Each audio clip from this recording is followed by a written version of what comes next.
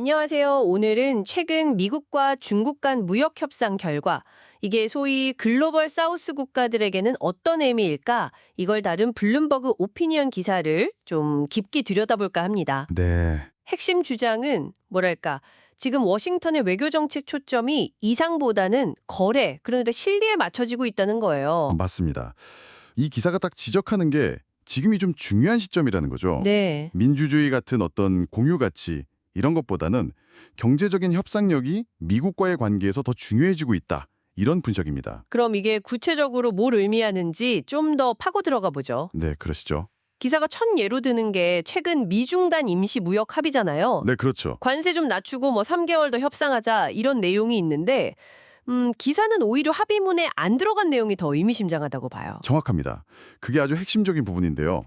어떤 부분이죠? 예를 들어 트럼프 대통령이 예전에 홍콩의 지미라이 사건 이거 거론하겠다 했었거든요. 아, 네, 기억납니다. 근데 이번 공동성명에서는 그 문제라던가 아니면 이전 행정부가 엄청 강조했던 신장 위구르 지역 문제 있잖아요. 네, 강제노동이나 종교자유 침해 같은? 바로 그거예요. 그런 인권 문제들이 전혀 언급이 안 됐다는 겁니다.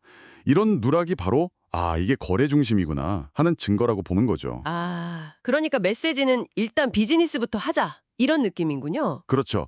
그런 신호로 읽힐 수 있다는 분석이에요. 기사는 이걸 이전 행정부하고 상당히 비교를 하더라고요. 가치 중심 외교랑요. 네, 맞아요. 심지어 로이 연구소의 수제나 패튼이라는 전문가 말을 인용하면서 이게 뭐랄까 동남아시아의 좀 권위적인 지도자들한테는 오히려 좋은 소식일 수도 있다? 뭐 이렇게까지 분석을 해요. 네, 그런 해석이 나올 수 있다는 거죠. 강력한 지도자들이 이제 미국 눈치 볼 필요가 줄었다. 약간 이런 식의 메시지라는 거네요. 네, 두려워할 게 거의 없다는 그런 인식, 이게 확산될 수 있다는 분석이죠. 기사는 이 관점을 사우디아라비아 사례로 또 연결을 시켜요. 아, 사우디요. 카슈크지 암살 사건이 있었는데도요? 네, 그 사건에도 불구하고 사실 이전 행정부나 지금이나 다 사우디 왕세자랑 관계는 맺었잖아요. 네, 그랬죠. 근데 지금 행정부 들어서는 그 톤이나 초점이 확연히 다르다는 거예요. 인권 우려 표명 같은 거보다는 뭐 투자 유치라던가 개인적인 친분 이런 걸 더 강조했다는 거죠. 여기가 바로 이제 글로벌 사우스 국가들, 그러니까 아시아, 아프리카, 라틴 아메리카 국가들이 주목할 만한 지점이겠네요. 그렇죠. 특히 최근 미국 관세 때문에 영향을 받은 나라들도 많으니까 다들 지켜보고 있을 텐데요.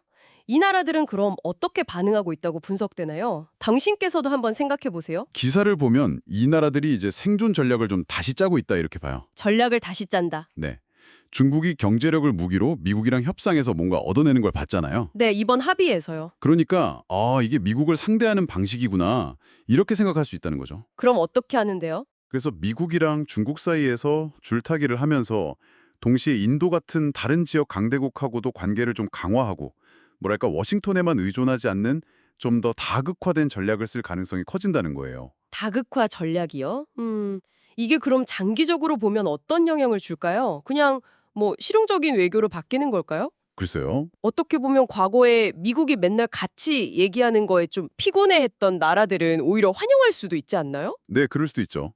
근데 기사는 바로 그 지점에서 위험성을 경고해요. 위험성이라면요? 이 실용주의라는 게 당장은 좋아 보일 수 있지만 인권이나 국제규범 같은 원칙을 그냥 제쳐두고 오로지 이해관계로만 움직이면 결국에는 규칙 기반 질서라는 걸 약화시킨다는 거죠. 아, 규칙 기반 질서. 그게 흔들리면 그렇죠.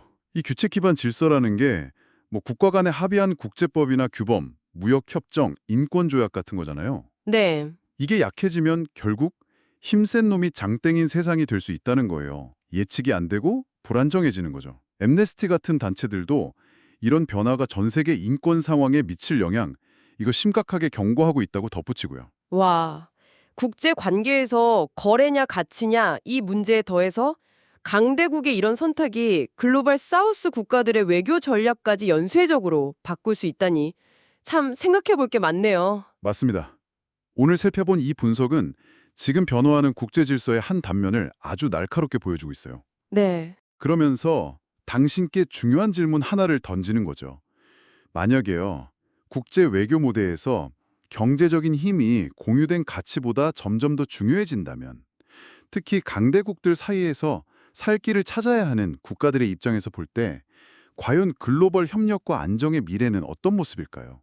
음, 정말 계속 지켜보면서 고민해봐야 할 문제인 것 같습니다.